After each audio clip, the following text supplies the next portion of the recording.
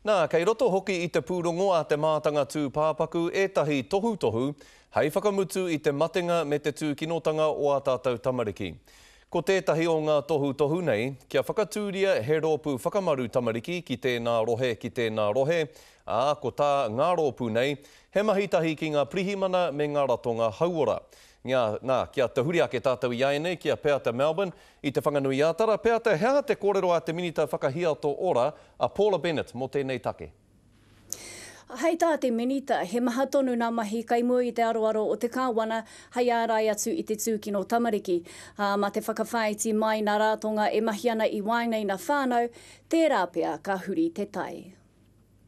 Ka hore i roa i te whānautanga mai ki te ao marama, ka pā mai te ringa haupatu ki te tinei i te hauora. I roto i tēnei āhua mō rea, ko Aotearoa te whenua tuarima putano i te ao mo te kōhuru i a rātou tamariki. Absolutely horrific, both an intentional and unintentional injury for our children.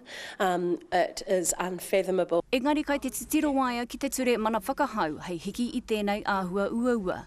Engari tērā no te māharahara a etahi. They knew that there were issues around that family, and yet there was nobody who was able to take responsibility for wrapping around that family and making sure those babies were safe. Aha koa kāre ko ia te minita he ono tau ki muri, kai te rite tonu te kōroiroi o nā whānau ki te whakaaki i nā mahi patu tamariki. We do see families that are so unwilling to engage. That doesn't mean, though, that we have to stop trying. Koe rā no hoki te whakaaro mai te kai kōrero o nā take Māori mō te roku reipa. Hare ki te koro, hare ki ngā parihimana, hare ki ngā matua. Kau e waiho atu I roto te whānau anake. Engari, mā te haere whakamua, tērā pēa kai roto I nā kaupapa a whānau ora, he rongoa.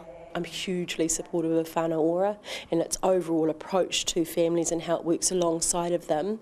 It's just not a quick fix. But if there's not a shared understanding between all agencies and community organisations, then Māori families will be the ones most likely to fall between the gaps. Tāpiri atu ki tērā, he whānui ake nā hua ka puta ki te aro mai te whānau ki te kaupapa nei. Most definitely, they can make the biggest difference. The reality is, this is their whānau, this is their neighbour. You know, these are their children and they know them. They know them better than any authority ever will. Koe anō kua timata e tahi o nā wāhanga e hāngai ana kia Whānau Ora ki te whakapakari a rātou kaupapa.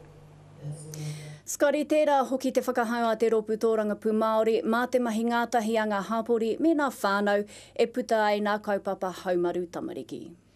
Tika tonu tēnā, kia ora Peata Melbourne tērā e tiwi I te whanganui ātara.